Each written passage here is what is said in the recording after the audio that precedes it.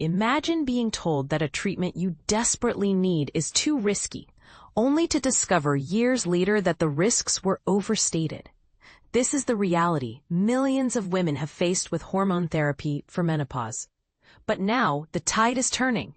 The U.S. Food and Drug Administration, FDA, has announced a groundbreaking decision to remove the ominous black box warning from many hormone treatments for menopause symptoms.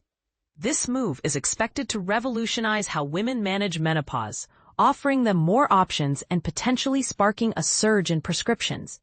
But here's where it gets controversial. While this change is celebrated by many, it also raises questions about the balance between risk and benefit in medical treatments. Hormone therapy has been available for decades, but its use plummeted after 2003, when a stark warning was added to labels, highlighting increased risks of cardiovascular disease, stroke, breast cancer, and dementia. And this is the part most people miss. The warning was based on a study where participants were, on average, 63 years old, many of whom were well past menopause when they began therapy. This critical detail has led experts to argue that the risks were overgeneralized, unfairly scaring women away from a treatment that could significantly improve their quality. Oldly, the FDA commissioner, Dr. Marty Makary, stated in the Wall Street Journal that the black box warning has inappropriately scared women off from this life-changing and sometimes life-saving treatment.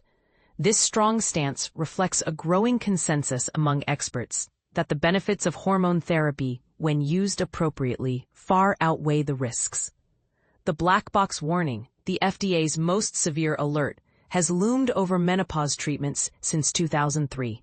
Labels warned of increased risks of uterine and breast cancers, strokes, blood clots, and dementia for women over 65.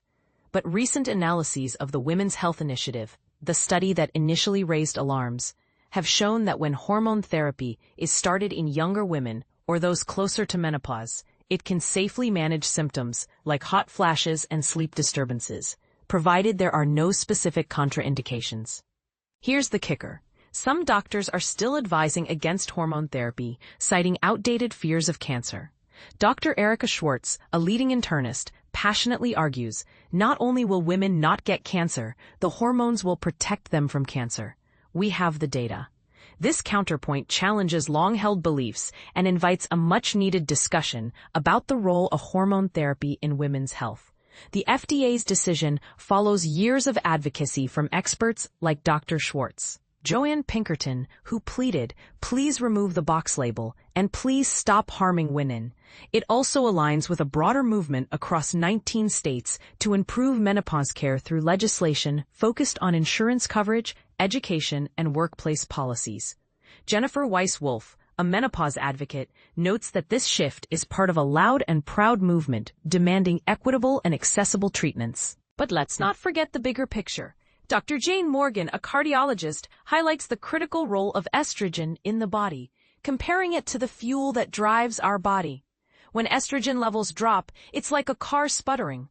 Hormone therapy can help women maintain their quality of life during this natural transition. Yet the question remains, how do we ensure that women receive accurate, personalized advice about the risks and benefits? As we celebrate this progress, it's worth asking, have we been too quick to dismiss hormone therapy in the past? And moving forward, how can we better balance caution with the potential for life-changing treatment? Share your thoughts in the comments. Let's keep this conversation going.